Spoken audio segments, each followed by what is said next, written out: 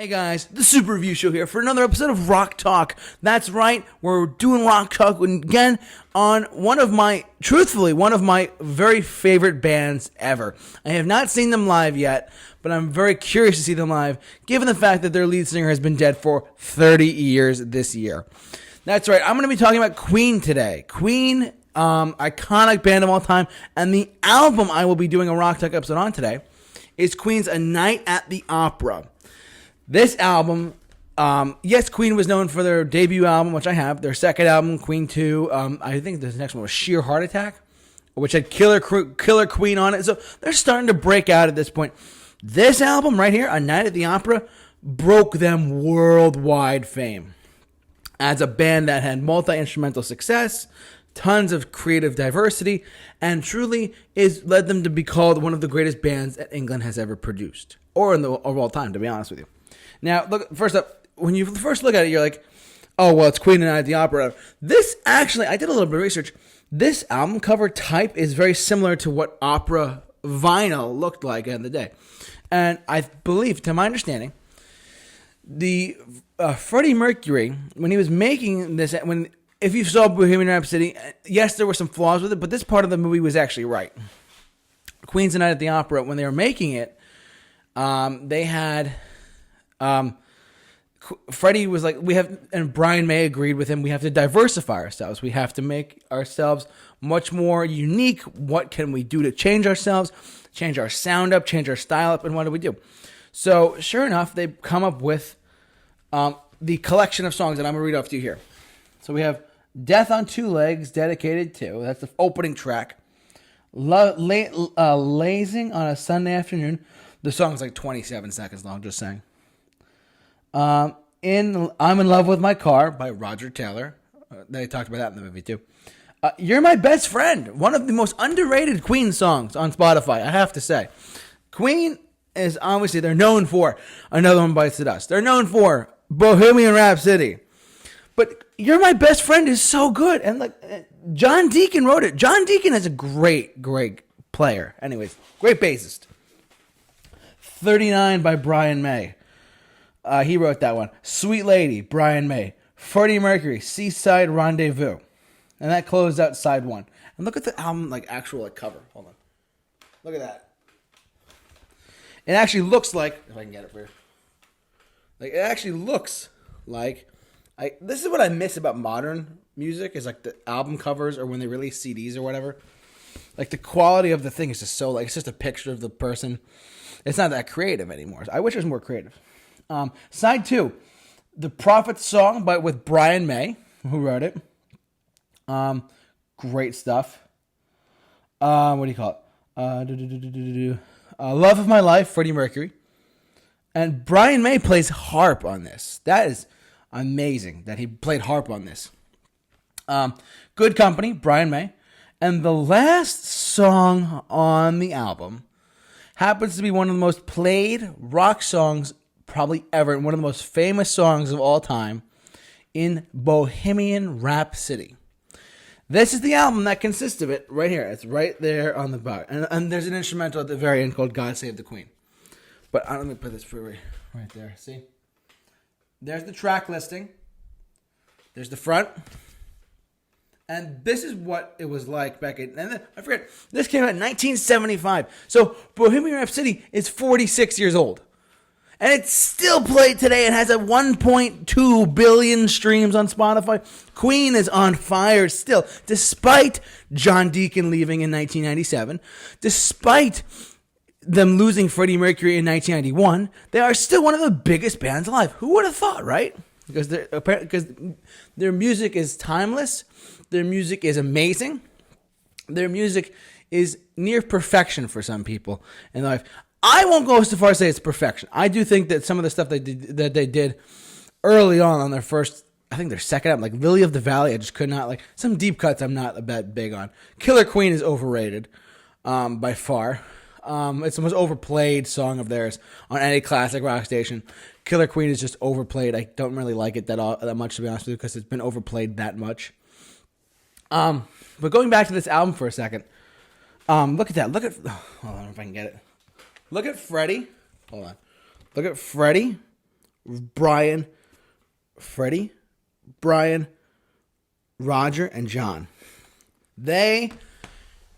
This goes back to show you that 4 musical geniuses wrote 9 amazing songs, whatever it is on here. 1, 2, 3, 4, 5, 6, 7, 8, 9, 10, 11. There's 11 songs on this album. And guess who wrote all of the songs individually? The band members.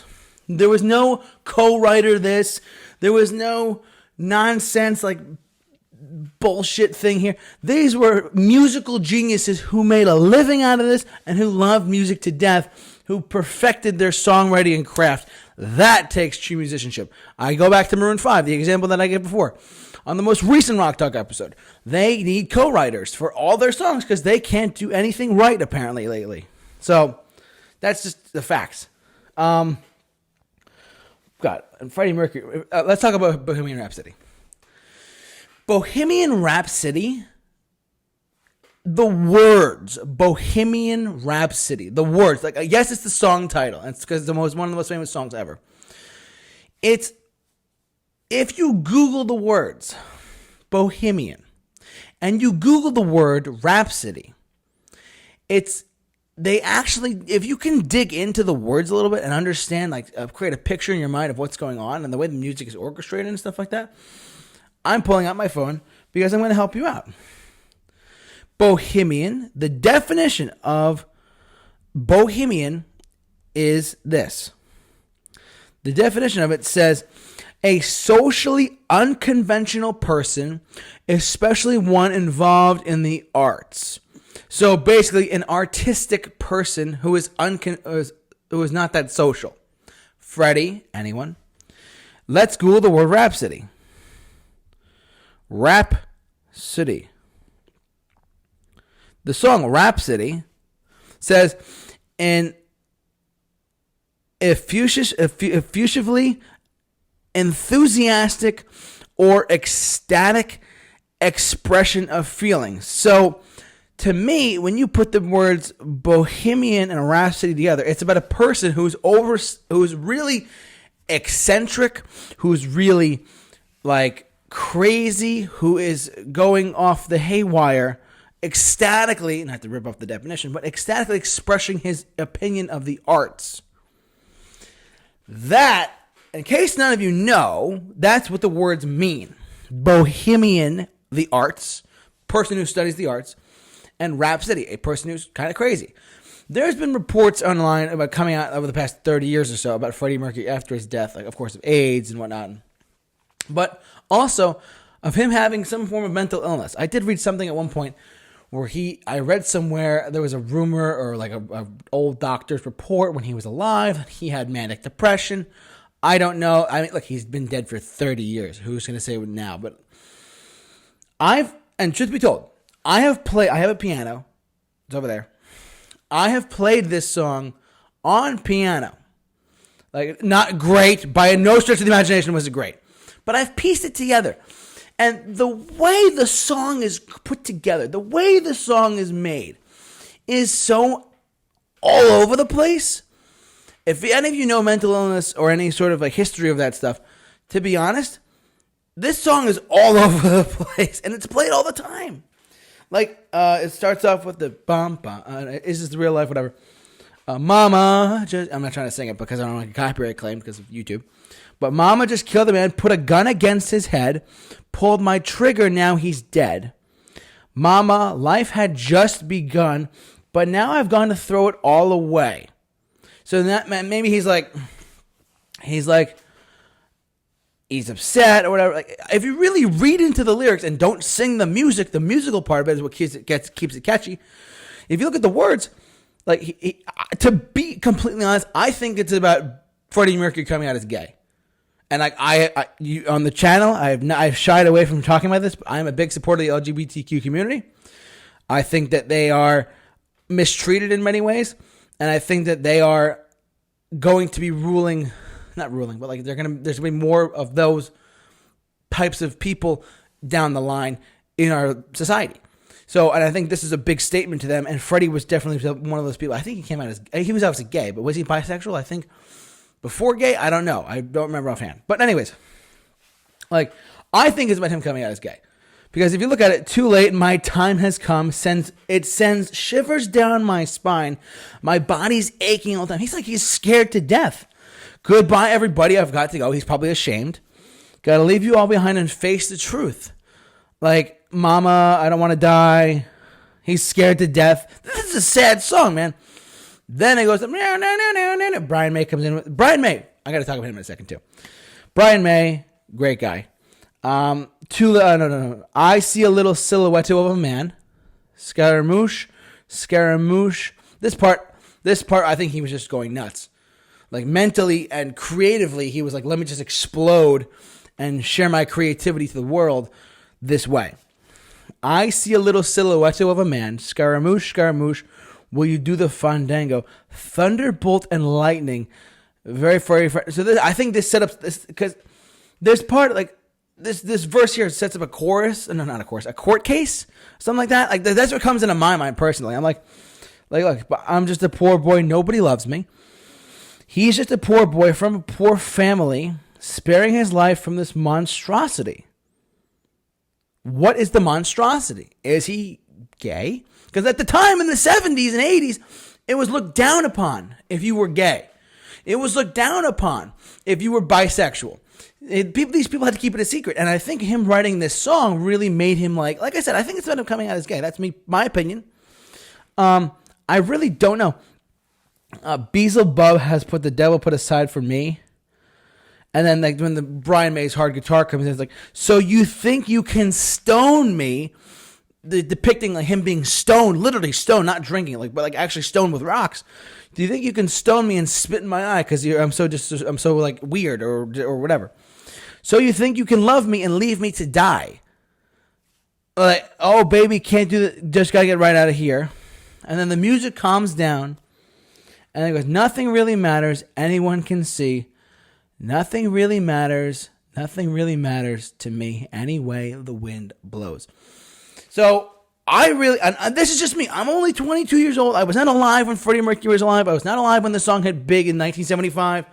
But I'm just telling you personally, I love the song to death. I really do. But to be honest, to me, it depicts a court case and like I see a little silhouette of a man, Galileo, the whole thing.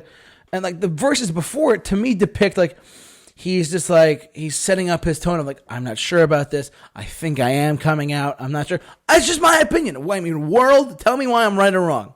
But as a fan of Queen and their music, this is obviously the pinnacle of it. But like, I really do think that it's about him coming out. And 1975, no one was doing that. Now it's more acceptable. Same thing with mental illness.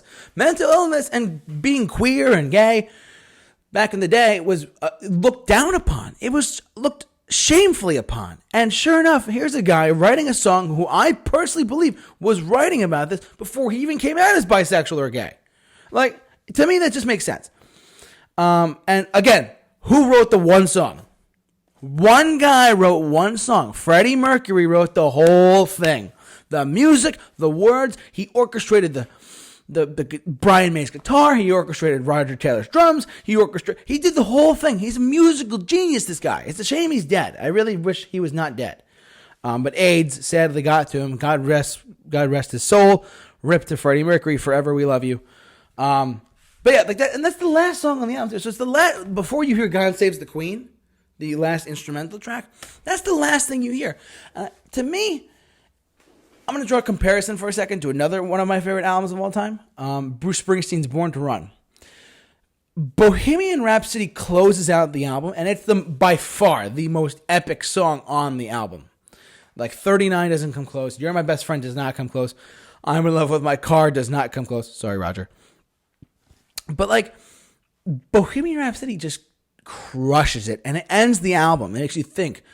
And I have listened to this album on vinyl. I've listened to it on my turntable, and I've said, it's really weird when you hear the whole album, because it tells a good song, fantastic, operatic, epic.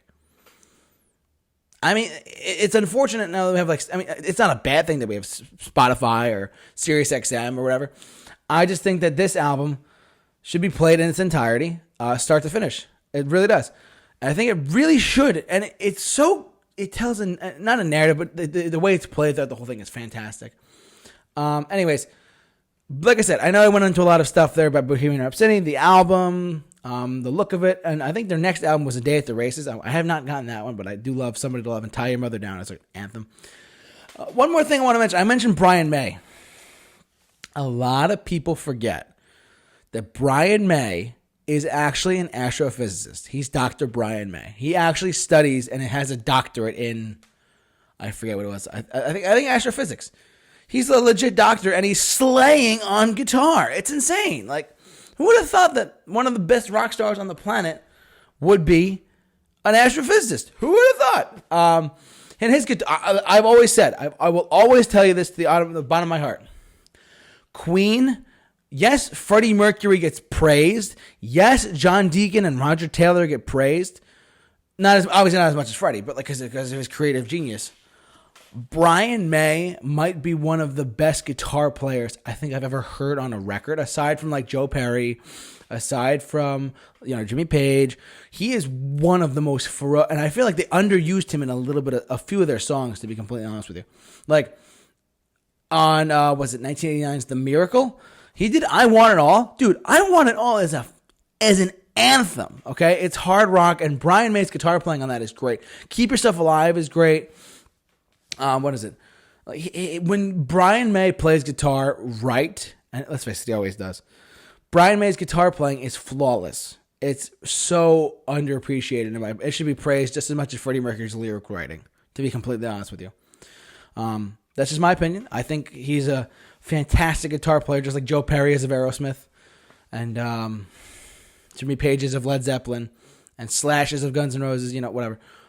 Angus Young of AC/DC, come on. So, the pioneer guitarist Brian May, if you're watching this, God bless you. You're an amazing, flawless guitar player, in my opinion. There are people who will never be able to do what you do. That's the truth. So, anyways, I digress. What do you guys think? Are you a Queen fan? Do you like Queen? Do you hate Queen? Do you think Queen is not great? Do you think Queen is fantastic? Please sound off on this album, A Night at the Opera, in the comment section below. I'd love to hear your thoughts on this album. What do you guys think of Queen, of Freddie Mercury, Bohemian Rhapsody? What do the lyrics mean to you? Please let me know down in the comment section below. I'd love to hear your thoughts on this. But for all of your Rock Talk episodes, keep it locked on The Super Review Show. The J-Man is off to rock. We'll see you guys later.